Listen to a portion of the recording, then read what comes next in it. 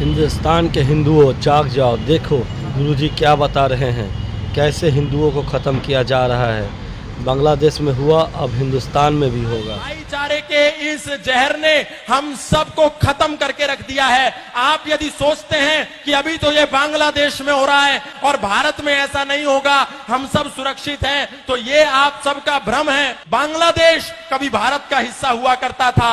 1971 में जब बांग्लादेश में भुखमरी हुई, जब बांग्लादेश भारत से अलग हुआ, वहां पर रोटी नहीं थी। मुसलमान वहां के दो दो रोटी के लिए मोहताज हो रहे थे। तो ढाका में जो इस्कॉन मंदिर था, वहां के पुजारियों ने, इस्कॉन के लोगों ने न्यूयॉर्क में अपने कार्यक्रम करके कई लाख मिलियन डॉलर रुपया इकट्ठा किया और वहां बांग्लादेश में ला करके मुस्लिम जो वहां के वासी थे उनको खाना खिलाया। लेकिन जब विद्रोह हुआ तो सबसे पहले इस्कॉन मंदिर को टारगेट बनाया गया और जगन्नाथ की मूर्तियों में आग लगा दी गई, मंदिरों में आग लगा दी गई, सारे पुजारियों को, सारे इस्कॉन के लोगों को जला करके जिंदा राख कर दिया गया। बांग्लादेश में जितने भी वो दंगाई थे आए और देखा कि ये हिंदू है, इसीलिए उनकी दुकानों में, उनके घरों में, उनके आशियानों में आग लगा दी गई। और हमको ऐसा लगता है कि हमारे भाई हैं। गाय को काट करके रोटी के साथ खाने वाले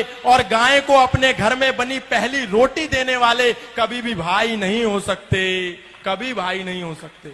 इसलिए ये झूठी दोस्ती और झूठा भाईचारा छोड़िए। यदि ये झूठा भाईचारा हमने नहीं छोड़ा तो भाई हमको चारा बना करके खा जाएगा और हमको पता भी नहीं चलेगा। अरे हम ही तो कह रहे हैं सर्वे भवन्तु सुखिनः, सर्वे सन्तु निरामया, सर्वे भद्राणि पश्यन्तु मा कश्चित् दुःख भाग् भवेत्। हमारे मंदिरों से ही तो आवाज आती है, इंद्रम वर्धन्तु अप्तुरः कृण्वन्तो विश्वमार्यम् अपाघ्नन्तो रावणा। लेकिन आपको ऐसा लगता है कि जैसे ये सनातन धर्म के मंच संपूर्ण विश्व के कल्याण की मांग करते हैं, शायद उनकी मस्जिदों से, शायद उनके मदरसों से भी इसी कल्याण की मांग की जाती होगी। क्योंकि आपको समझ में नहीं आता, जो दिन में 5 समय आवाज आती है, ला इलाहा इल्लल्लाह मुहम्मद रसूलुल्लाह अशहदु अल्ला इलाहा इल्लल्लाह हुवा अशहदु अन मुहम्मदन अब्दुहु व रसूलुहु। उसका मतलब क्या है? इसका मतलब है कि इस दुनिया में अल्लाह के सिवा कोई इबादत करने योग्य नहीं है और मोहम्मद के सिवा उसका कोई रसूल नहीं है। इसीलिए यदि हम अल्लाह के सिवा यदि किसी की पूजा करते हैं तो हम काफिर हैं, हम मुशरिक हैं, हम नापाक हैं और हम वाजिबुल कत्ल हैं। यदि कोई दिखे जो अल्लाह के सिवा किसी की इबादत करता हो तो उसका कत्ल कर दो, उसका प्रतिकार करो, उस पर पत्थर बरसाओ। और यही होता है जब मर्यादा पुरुषोत्तम श्री राम की शोभा यात्रा लेकर के हम सड़कों से निकलते हैं तो अचानक से मस्जिदों के ऊपर से पत्थरबारी होने लगती है, ऊपर से कांच की बोतलें फेंक दी जाती हैं।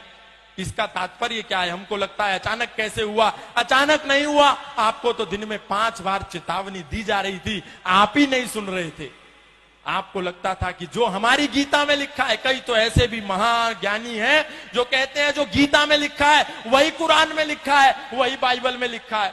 और यही कहते कहते आज हमारे सनातनियों को 10 राज्यों में अल्पसंख्य कर दिया गया।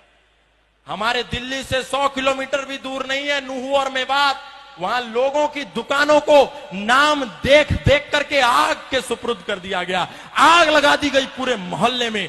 और ये आगजनी जो आज बांग्लादेश में हो रही है, ऐसी आगजनी प्रत्येक दिन भारत के कई राज्यों में होती है, लेकिन हम सो रहे हैं। हम जय जय श्री राम, जय जय श्री राधे, जय जय श्री कृष्णा के नारे लगाते हैं, लेकिन कभी नहीं देखते कि मर्यादा पुरुषोत्तम श्री राम ने एक महिला के सम्मान के लिए 7 समुंदर पार जाकर के दुनिया का सबसे बड़ा सेतु बना करके 50 किलोमीटर का सेतु बांध करके उस अत्याचारी, उस पापी को मारा।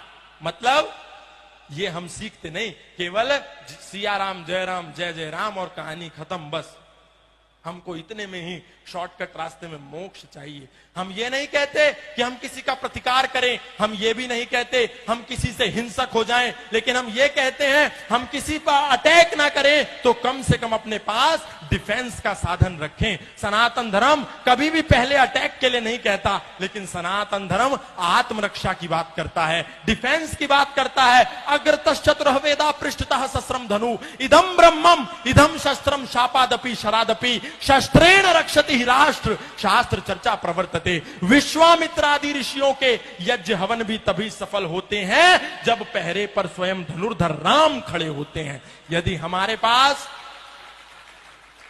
शस्त्र और शास्त्र नहीं होगा तो हमारा कल्याण 10 सालों में हो जाएगा, ये आप मान करके चलिए।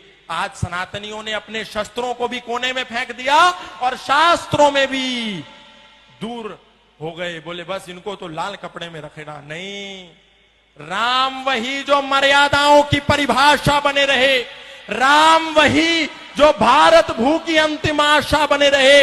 अरे जिसने राजमहल के वैभव को सन्यासी बना दिया, जिसने खुद को राजा से हंसकर वनवासी बना दिया, माना उसकी जन्मभूमि मुद्दे पर हर काम जरूरी है, मगर अयोध्या से पहले हर दिल में राम जरूरी है, मगर अयोध्या से पहले।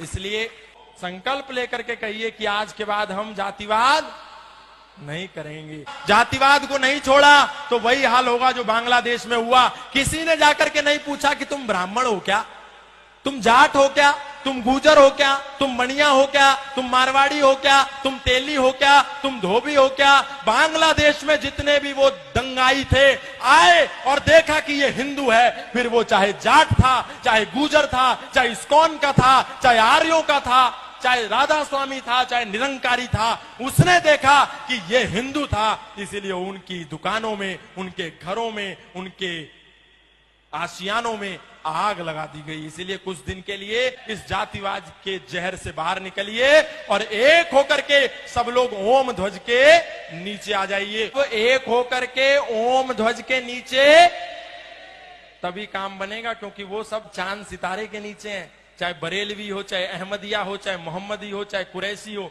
सब एक है, लेकिन हम बटे हुए हैं। ये छोड़िए, हम सब